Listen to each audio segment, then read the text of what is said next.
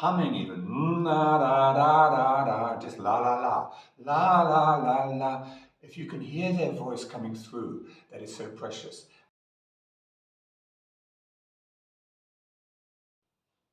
Dancing is such a powerful way to get through to people living with dementia. Where do we start? Well, I make sure that I've switched off all sounds, TVs and so on, so they can hear my voice and be inspired to want to join me in singing as we dance. I approach the person and I might just say, come on, stand up, we're going to dance. Be quite firm about that. Come on, stand up, we're going to dance. And the experience for them is very powerful because they will start to notice that they're responsible for holding on to you. All the dancing I do is basically handheld. We don't let people drift away.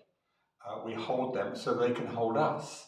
And if you put your hands underneath their wrists, this is critical, you will be able to feel the weight, just as if you put your hand under your own arm. You can feel the weight and you can feel the flow and the pace and the intention, direction, and their sense of agency is aroused, is awakened. Their muscle memory will also kick in and they'll know parts of their body will know how to dance, will want to dance. You hold them under the wrists, but so that you don't drag them about, you don't force the pace. And as you sing, I would suggest you might start with a waltz. My bonnie lies over the ocean. My bonnie lies over the sea. And encourage. Sing with me. Encourage response. But the pace now will shift and change according to their response.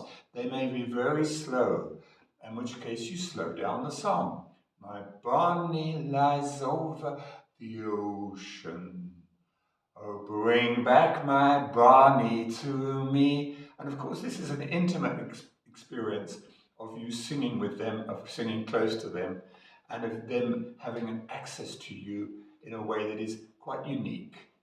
You know, they are no longer left abandoned in their own bubble. They are now obliged to take some responsibility for this other body that they're in contact with, that they're dancing with.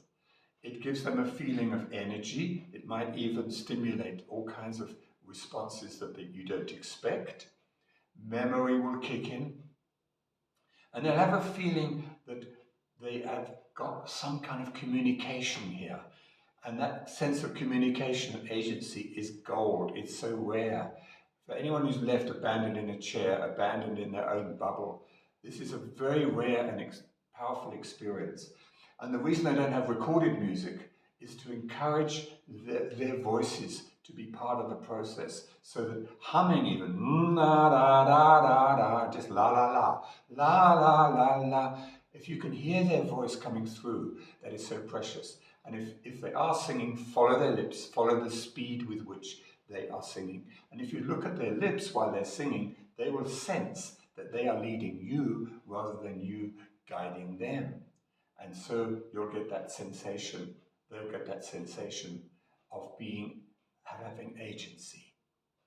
So dance as long as you feel comfortable with them, as long as they feel comfortable with you, and keep it going.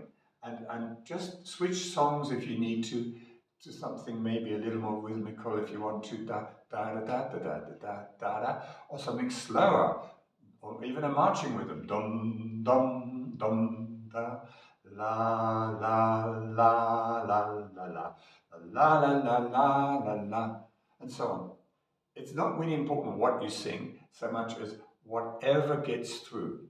Remembering that it's not about you. Get over your self-consciousness. They are not conscious of you in that way. They won't judge your singing style.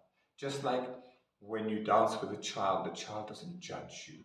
The child wants to hear your authentic voice. If you're the mother especially, it's very powerful to give your authentic voice to your child. And the same happens here, the same principle applies. We're basically, as if with a child, encouraging that feeling of safety, of engulfment with love, of being surrounded, of being supported, and at the same time having agency more than a child would, because this person's got memory of moving and the memory of the muscle is kicking in, and there's all kinds of interesting possibilities allowed to come through.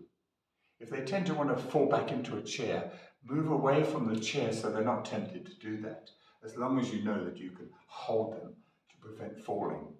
And falling is very much what this prevents. And you can overcome fear of falling, in fact, because by dancing and holding hands, they are experiencing movement without the fear of falling, which is a critical bonus to what we're going for here. If they will not get up but can only sit in their chair, then come to them while standing and hold their hands and follow the same principles. Hands under the wrists, swaying and moving, following their voice, following their pace, adjusting the song to the rhythm of their movements, to the speed of their movements, and allowing them to give as much information as you will allow them to as to what the music and movement are all about. So those are two ways in which you can work with people living with dementia, using standing dance or sitting